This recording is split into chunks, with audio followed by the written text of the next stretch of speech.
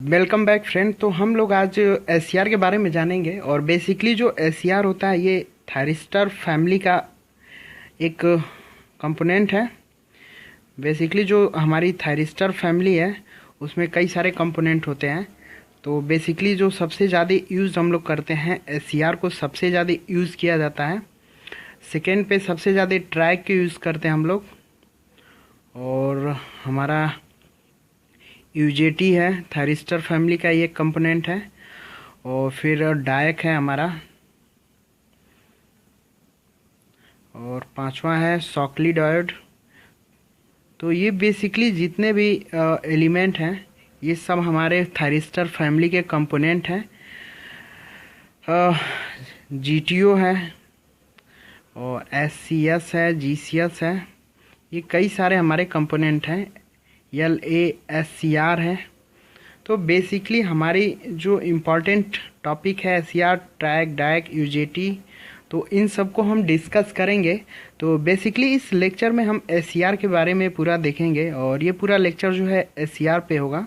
तो ये एससीआर का पहला लेक्चर है। तो बेसिकली हम लोग देखते हैं कि थायरिस्टर फैमिली का जो पहला कंपोनेंट है वो हमारा एससीआर है। तो एससीआर के कुछ इंट्रोडक्शन देखते हैं, फिर उसके कंस्ट्रक्शन, फिर वर्किंग, बाकी जितने भी पैरामीटर होंगे सब पे हम लोग डिस्कस करते हैं। तो बेसिकली एससीआर का जो पूरा नाम होता है सिलिकॉन कंट्रोल रेक्टिफायर होता है। और बेसिकली यहाँ पे सिलिकॉन हम लोग इसलिए यूज़ करते हैं क्योंकि यहाँ का जो बेसिकली लीकेज करंट होता है वो बहुत ही कम होता है, इसलिए हम लोग यहाँ पे सिलिकॉन यूज़ करते हैं।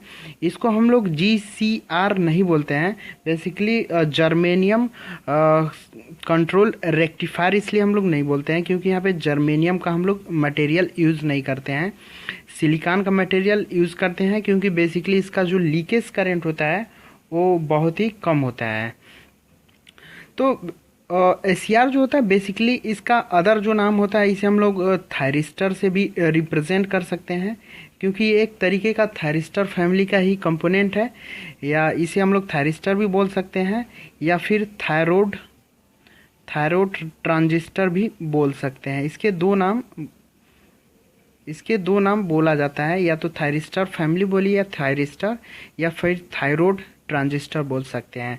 तो बेसिकली एससीआर का जो यूज़ था 1957 में यूज़ किया गया था सबसे पहले। और जो एससीआर है ये बेसिकली 3 क्रिया करता है। पहला जो इसका वर्क है वो रेक्टिफिकेशन करता है, हमारा रेक्टिफिकेशन करता है बेसिकली, यानी एसी को डीसी में कन्वर्ट करता है। और दूसरा जो होता है इन्वर्शन करता है। और हमारा लास्ट जो है रेगुलेशन करता है, basically regulation of power flow. तो बेसिकली ये 3 कंपोनेंट पे परफॉर्म करता है हमारा एससीआर। और बेसिकली जो एससीआर होता है वो हमारा हैंडल करता है करंट, बेसिकली 1000 एम्पियर तक की करंट को हैंडल करता है। और 1 किलो वोल्ट से ऊपर की वोल्टेज को भी ये हैंडल करता है एससीआर। और जो एससीआर होता है वो यूनिडायरेक्शनल पावर स्विच के तरीके बिहेव करता है। ये जो होता है यूनिडायरेक्शनल स्विच के तरीके बिहेव करता है, यूनिडायरेक्शनल पावर स्विच के तरीके बिहेव करता है। और बेसिकली हम जानते हैं कि हम इलेक्ट्रिकल सर्किट में प्रोटेक्शन के लिए जैसे कि सर्किट ब्रेकर हुआ, इन सबको सिग्नल देने के लिए हम लोग रिले यूज़ करते हैं। तो बेसिकली रिले के जगह हम लोग एससीआर आज के टाइम मॉडर्न में यूज़ किया जा रहा है। तो बेसिकली इस स्विच का क्या एडवांटेज है एज़ कंपेयर रिले से, अगर कंपेयर किया जाए तो उसका एडवांटेज हम लोग देखते हैं। तो बेसिकली पावर को ये कंट्रोल करता है, जो हमारा पावर फ्लो होता है लोड में, तो एससीआर उस पावर को कंट्रोल करने का भी एक तरीके का काम करता है। और ये जो होता है यूनिडायरेक्शनल स्विच होता है, मतलब एक ही दिशा में कार्य करेगा, ये बाय डायरेक्शनल स्विच नहीं होता है, इस चीज़ को ध्यान दीजिएगा। तो सबसे पहले हम जानते हैं अपने इलेक्ट्रिकल सर्किट में हम लोग रिले यूज़ करते हैं, लेकिन बेसिकली आज के टाइम हम लोग एससीआर यूज़ करते हैं।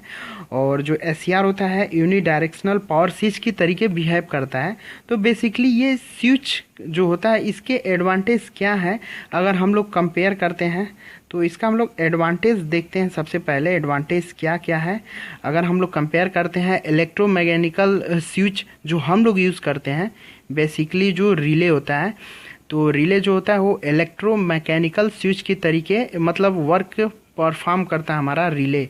लेकिन जो हमारा स्विच है ये यूनी डायरेक्शनल पावर मतलब एससीआर जो होता है यूनी डायरेक्शनल पावर स्विच की तरीके बिहेव करता है। तो यहाँ पे जो स्विच होता है इसका एडवांटेज क्या क्या होता है। सबसे पहले एससीआर का जो स्विच हम यूज़ करते हैं कंट्रोलिंग के लिए पावर जहाँ लोड मतलब फ्लो हो रहा है, तो सबसे पहला एससीआर का यूज़ करने का मीन्स ये होता है कि यहाँ पे कोई मूविंग पार्ट नहीं होते हैं हमारे एससीआर में, और रिले में हमारे मूविंग पार्ट होते हैं। और यहाँ पे हमारे एससीआर में कोई मूविंग पार्ट नहीं होता है, और मूविंग पार्ट न होने के कारण हमारी जो इफ़िशियंसी होती है वो ज़्यादा इम्प्रूव हो जाती है। और एससीआर का अगर यूज़ करते हैं हम लोग सर्किट में पावर कंट्रोल के लिए, तो ये हमारा एक तरीके मतलब एससीआर को हम लोग स्विच के तरीके अगर यूज़ करते हैं तो ये नॉइज़ लेस होता है, बहुत ही आवाज़ जो होता है बहुत ही कम आता है। लेकिन रिले में थोड़ा सा आपको आवाज़ ओपन या क्लोज के टाइम आपको आवाज़ मिलेगी। और इसका अगला जो एडवांटेज है ये फास्ट स्विचिंग स्पीड की तरीके बिहेव करता है। मतलब ऑन और ऑफ की जो इसकी प्रक्रिया है वो 10 के पावर 9 पर सेकेंड के हिसाब से मतलब होती है। इसकी जो स्पीड होती है स्विचिंग की फास्ट स्पीड होती है स्विचिंग हमारे जो एससीआर की होती है स्विचिंग स्पीड 10 के पावर 9 होती है पर सेकेंड। लेकिन रिले की जो स्पीड होती है वो थोड़ा सा ज़्यादा होती है एज़ कम्पेयर हमारे एससीआर से अगर कंपेयर किया जाए। तो basically unidirectional power switch की तरीके जो हमारा एससीआर बिहेव करता है, तो इस स्विच का बहुत सारे एडवांटेज हैं। अगर हम लोग अपने इलेक्ट्रोमैकेनिकल स्विच से करें जो हम रिले यूज़ करते हैं अपने इलेक्ट्रिकल सर्किट में, और बेसिकली एससीआर जो होता है वो इलेक्ट्रॉनिक सर्किट में यूज़ किया जाता है। तो मॉडर्न में आजकल एससीआर ही यूज़ किया जाता है। डीसी जैसे कि मोटर वोटर की स्पीड को कंट्रोल करने के लिए आज के डेट में एससीआर को ही मतलब प्रीफर किया जा रहा है। तो बेसिकली ये हमारा इंट्रोडक्शन था एससीआर के बारे में। तो ये 3 वर्क पे परफॉर्म करता है, बाकी आगे देखते हैं हम लोग क्या क्या है इसमें। तो एससीआर का हम लोग इक्विवेलेंट सर्किट देखते हैं। तो हम जानते हैं यदि 2 ट्रांजिस्टर को बैक टू बैक कनेक्ट कर दें हम लोग, तो बेसिकली एक एससीआर होगा। देखिए जैसे कि हमारा ये है, ये पी है, ये एन है और ये पी है, और ये हमारा टर्मिनल एनोड है। बेसिकली यदि हम इस एन को 2 पार्ट कर दें और इस पी का भी 2 पार्ट कर दें और इसका आधा कट करके अगर यहाँ पे हम लोग इसको रिप्रेजेंट कर दें, इस एन का एक भाग हमने कर दिया है मतलब इसको आधा कर दिया है जो फिगर यहाँ पे हम लोग दिखा रहे हैं, और इस पी का भी आधा कर दिया हमने और इसको हम यहाँ पे रिप्रेजेंट कर रहे हैं, और बेसिकली ये हमारा एन है। तो ये देखिए पी ट्रांजिस्टर है और यहाँ पे एनपीएन ट्रांजिस्टर है।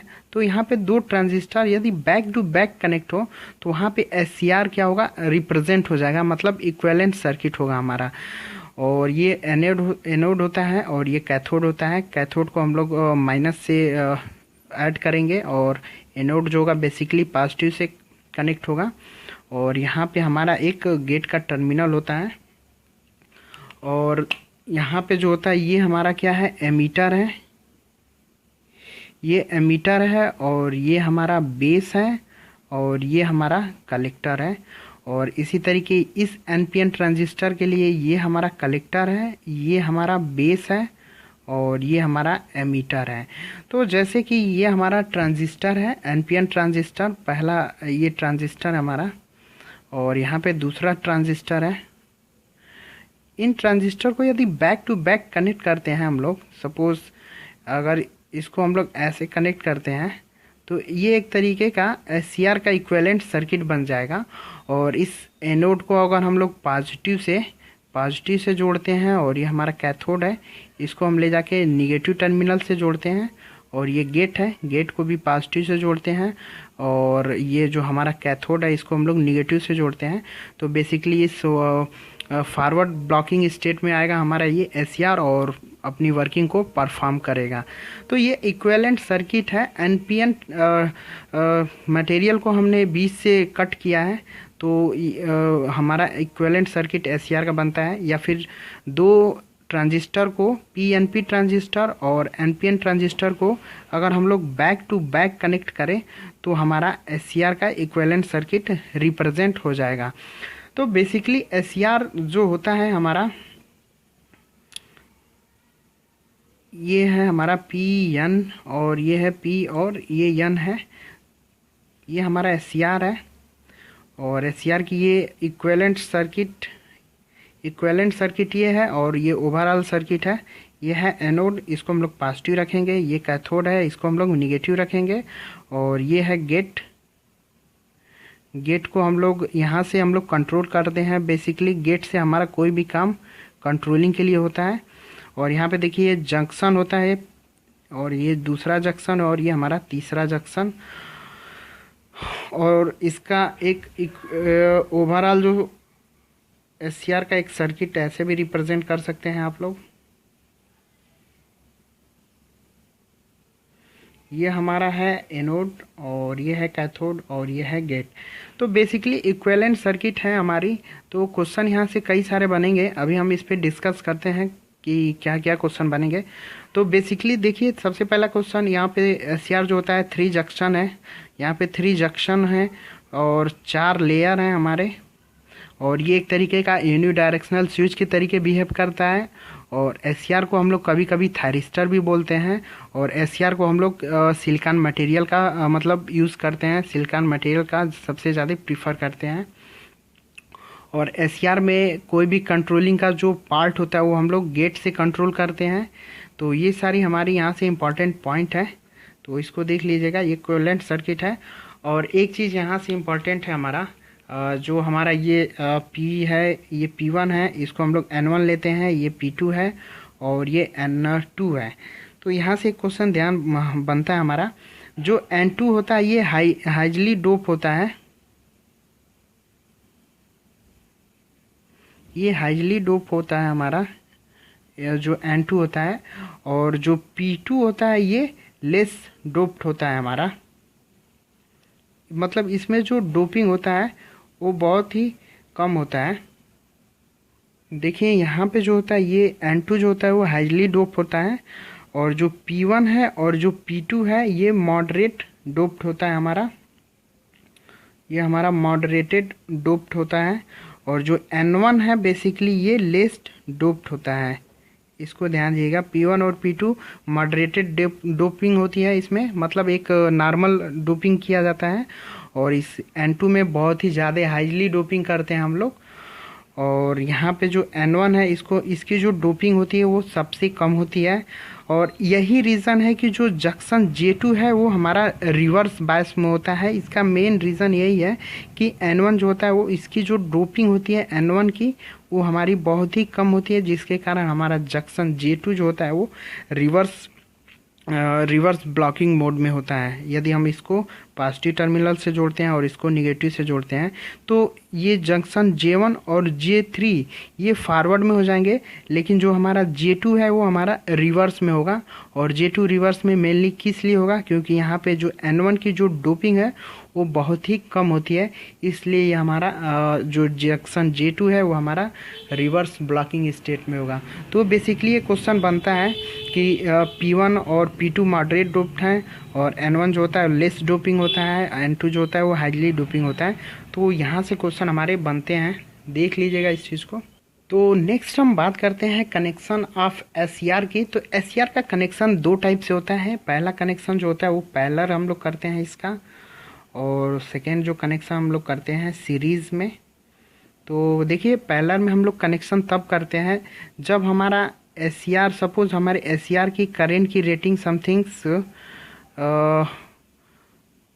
सपोज माना हमने 5 मिली एम्पियर है, तो एससीआर करेंट की रेटिंग अगर 5 मिली एम्पियर है, लेकिन यदि हमारे लोड के जो करेंट की रेटिंग होगी अगर वो 8 एम्पियर है या फिर 9 एम्पियर, मतलब 5 एम्पियर से ज़्यादा हो यानी यहाँ पे 5 प्लस कर लीजिए, 5 प्लस से ज़्यादा हो तो उस केस में हम लोग पैरेलल ऑपरेशन यूज़ करते हैं।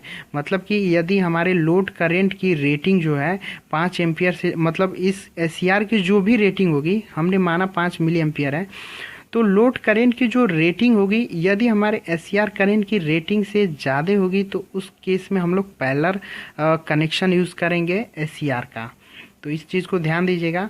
और सीरीज़ कनेक्शन तब करेंगे इसका जब एससीआर की वोल्टेज रेटिंग, अगर हमारे एससीआर की जो वोल्टेज रेटिंग है समथिंग्स कुछ वैल्यू है और यहाँ पे लोड का जो वोल्टेज होगा वो हमारा ज़्यादा होगा। देखिए सीरीज़ के केस में हमने वोल्टेज लिया और पैरेलल के केस में हमने करंट लिया है। तो यहाँ पे जो लोड वोल्टेज की जो रेटिंग होगी वो हमारे अगर एससीआर वोल्टेज की रेटिंग से ज़्यादा है तो उस केस में हम लोग सीरीज़ कनेक्शन यूज़ करेंगे। और करंट की बात होगी तो वहाँ पे हम लोग पैरेलल कनेक्शन यूज़ करेंगे। और देखिए यहाँ पे बेसिकली जो हमारा एससीआर जो होता है वो कनेक्ट होता है पैरेलल में, और पैरेलल में कनेक्ट होता है वो रेजिस्टेंस के थ्रू हम लोग कनेक्शन करते हैं इसका। तो यहाँ से भी एक क्वेश्चन बनता है, हमारा बन सकता है रेजिस्टेंस। बेसिकली एससीआर का अगर कनेक्शन डीसी सर्किट के लिए हम लोग करते हैं तो वहाँ पे हम लोग रेजिस्टेंस का यूज़ करेंगे। देखिए ये डीसी सर्किट के लिए हमने पैरेलल कनेक्शन दिखाया है, तो उस केस में हमने रेजिस्टेंस के थ्रू एससीआर को जोड़ा है। लेकिन यदि हम एसी सर्किट में अगर यूज़ करें इसी एससीआर को पैरेलल कॉम्बिनेशन में, तो रेजिस्टेंस की जगह अब हमारे इंडक्टर यूज़ हो जाएंगे। तो इस चीज़ को ध्यान दीजिएगा। ये क्वेश्चन पूछता है कि डीसी सर्किट में एससीआर की जो सर्किट होती है किससे जोड़ते हैं, रेजिस्टेंस से या फिर कैपेसिटेंस या फिर इंडक्टर से। तो बेसिकली यहाँ पे आंसर होगा रेजिस्टेंस से। और एसी सर्किट में हम लोग रेजिस्टेंस को रिप्लेस करके यहाँ पे दोनों जगह इंडक्टर यूज़ करते हैं। तो ये था हमारा कनेक्शन ऑफ एससीआर की एससीआर का कनेक्शन किस रिक्वायरमेंट के अकॉर्डिंग हम लोग करते हैं। तो नेक्स्ट है एससीआर की कैरेक्टरिस्टिक। तो एससीआर की कैरेक्टरिस्टिक हम लोग देखते हैं और इसमें जो है हमारा वोल्टेज और करंट की जो कैरेक्टरिस्टिक होती है उसको बेसिकली हम लोग देखेंगे।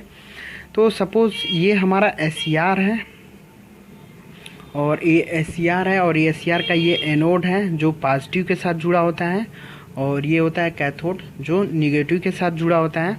और बेसिकली क्या होता है हमारा जो एससीआर होता है ये लोड के अक्रॉस, सपोज़ ये लोड है, लोड के थ्रू ये सप्लाई वोल्टेज का जो सोर्स है उसके साथ जुड़ा होता है। ये हमारा सप्लाई वोल्टेज का सोर्स है और ये हमारा पॉजिटिव टर्मिनल है, ये निगेटिव, और ये हमारा सोर्स है। हमने ये सोर्स है और बेसिकली ये यहाँ से ऐसे कनेक्ट हो जाएगा हमारे कैथोड से। तो बेसिकली जो एससीआर होता है लोड के थ्रू हमारे सोर्स के साथ जुड़ा होता है। और ये गेट है, यहाँ पे गेट के लिए हम लोग ट्रिगरिंग के लिए हम यहाँ पे एक सप्लाई सोर्स जोड़ते हैं। ये हमारा स्विच है, तो यहाँ से हम लोग स्विच से हम लोग गेट पे ट्रिगरिंग करेंगे। तो ये एक तरीके का इक्विवेलेंट एलिमेंट्री सर्किट है। यहाँ पे हमने एलिमेंट्री सर्किट को रिप्रेजेंट किया है। और बेसिकली यहाँ का जो वोल्टेज होगा इस एससीआर के क्रॉस जो वोल्टेज होगा उसे हम लोग वी ए से रिप्रेजेंट करेंगे। और वी का मतलब वोल्टेज होगा और ए का मतलब एनोड होगा। मतलब एनोड के क्रॉस जो एनोड का जो वोल्टेज होगा वो एससीआर के इक्विवेलेंट हो जाएगा। तो अब हम बात करते हैं बेसिकली जो हमारा एससीआर की जो कैरेक्टरिस्टिक होती है इसको समझने के लिए ये तीन मतलब कंडीशन में ये परफॉर्म करता है। सबसे पहला होता है हमारा रिवर्स ब्लॉकिंग मोड। पहला होता है हमारा रिवर्स ब्लॉकिंग मोड,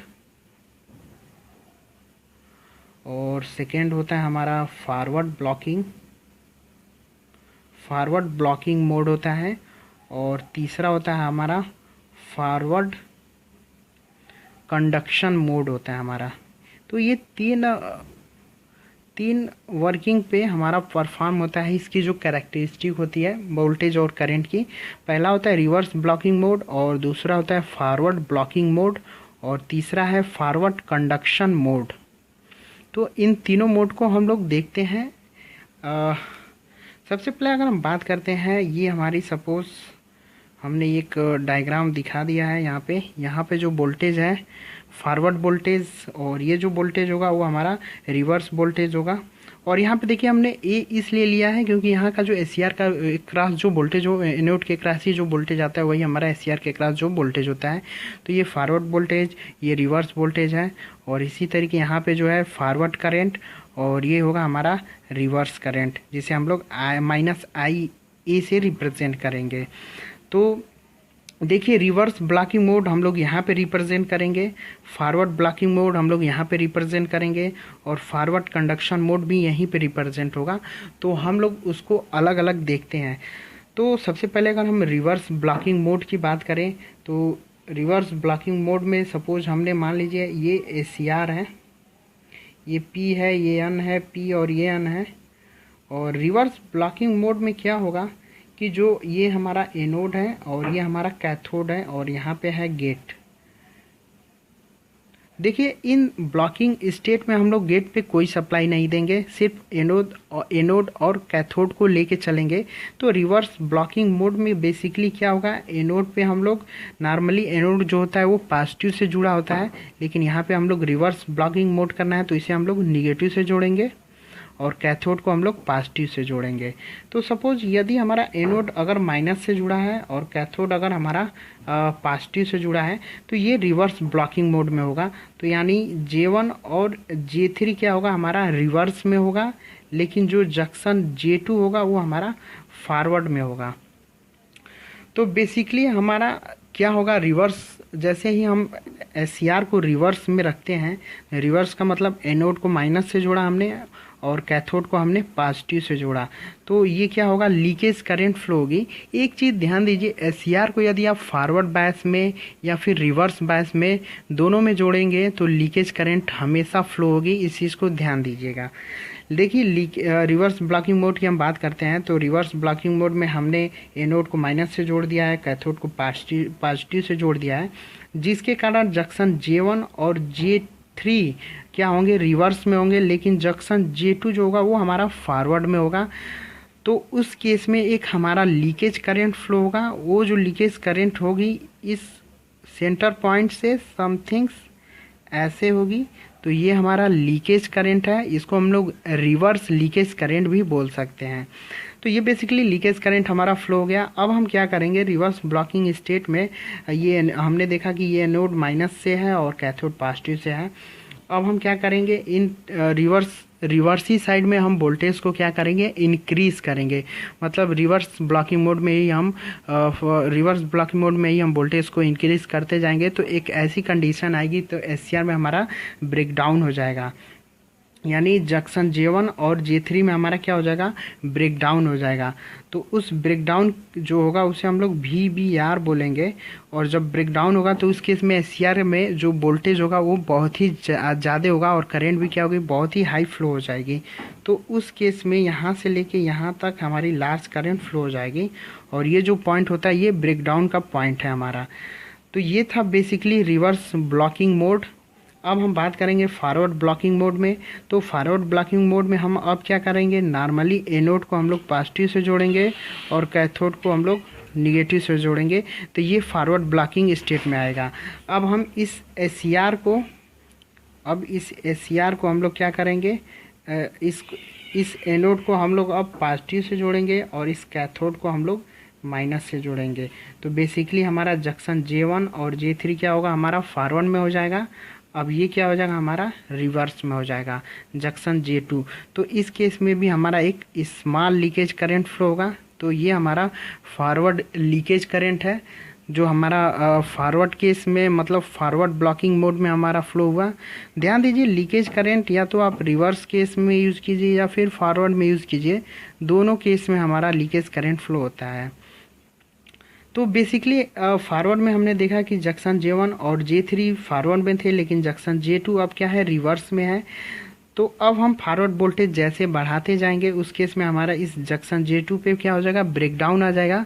तो जैसे ही ब्रेकडाउन होगा तो इस M पॉइंट से एक हमारा कर्व जो होगा ये ऐसे शिफ्ट हो जाएगा, M से N तक एक हमारा कर्व शिफ्ट हो जाएगा। तो बेसिकली ये हमारा अब था फॉरवर्ड ब्लॉकिंग मोड। अब हम वोल्टेज को बढ़ाते जाएंगे, वो क्रिया जो होगी हमारा फॉरवर्ड कंडक्शन मोड में करेंगे, और ये भी यहीं पे रिप्रेजेंट करेंगे फॉरवर्ड कंडक्शन मोड। जो हमारा तीसरा और लास्ट है। तो फॉरवर्ड कंडक्शन मोड में क्या करेंगे, हम जैसे जैसे वोल्टेज को फॉरवर्ड के साइड में बढ़ाते जाएंगे तो जंक्शन J2 पे क्या होगा, ब्रेक डाउन आ जाएगा। और जैसे ही ब्रेक डाउन आ जाएगा तो उस केस में हमारा हाई करंट फ्लो होगा, और ये जो ब्रेक डाउन होगा वो एवलांची ब्रेक डाउन होगा। और ये जो कर्व है समथिंग ऐसे शिफ्ट हो जाएगी, तो यहाँ से बहुत ही हाई करंट फ्लो होगी, ये N से लेके K तक। तो ये जो होगा लार्ज करंट फ्लो होगी, और ये जो होगा फॉरवर्ड कंडक्शन मोड ही यही है, इसी को हम लोग फॉरवर्ड कंडक्शन मोड बोलेंगे। और ये वाली जितनी है फॉरवर्ड ब्लॉकिंग मोड, और ये जो है फॉरवर्ड ये रिवर्स ब्लॉकिंग मोड बोलेंगे। तो इस पॉइंट पे जैसे ही ब्रेकडाउन होगा उस केस में हमारा SCR जो होगा वो ऑन हो जाएगा, मतलब एम पॉइंट पे ये SCR जो होगा ऑन होना स्टार्ट हो जाएगा। और एन पॉइंट पे क्या होगा, हमारा बहुत ही हाई करंट फ्लो हो जाएगी। तो जो एन पॉइंट होगा इसको हम लोग लैचिंग करंट बोलते हैं। एन पॉइंट पे जो हमारा करंट होगा उसको हम लोग लैचिंग करंट बोलेंगे। और ये जो करंट होगी, ये मिनिमम जो करंट होगी, इसको हम लोग होल्डिंग करंट बोलेंगे, इसको हम लोग होल्डिंग करंट बोलेंगे।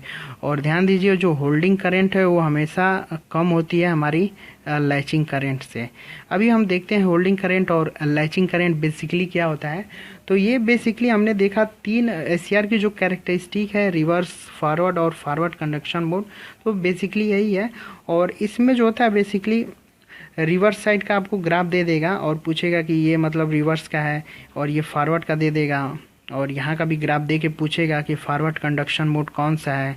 तो ये ध्यान दीजिए इतना जो पोर्शन है ये फॉरवर्ड कंडक्शन मोड है, और यहाँ से इतना जो कर्व है वो फॉरवर्ड ब्लॉकिंग मोड है, और ये जो है रिवर्स ब्लॉकिंग मोड है। तो यहाँ से फिगर से भी क्वेश्चन बनेंगे।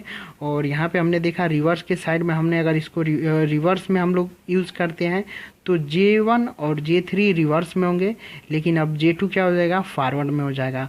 मतलब ये अगर रिवर्स में है तो ये फॉरवर्ड में हो जाएगा, यदि ये दोनों फॉरवर्ड में है तो ये रिवर्स में होगा।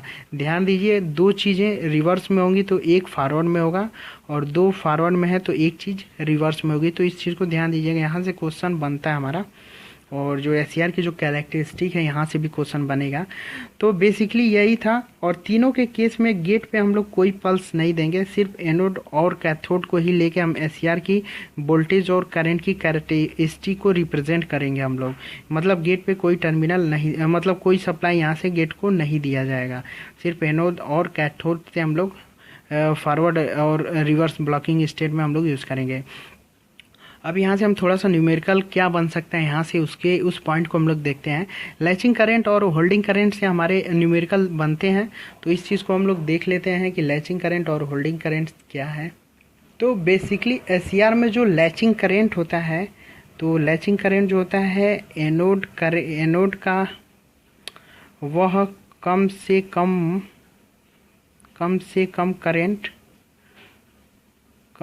करंट जो SCR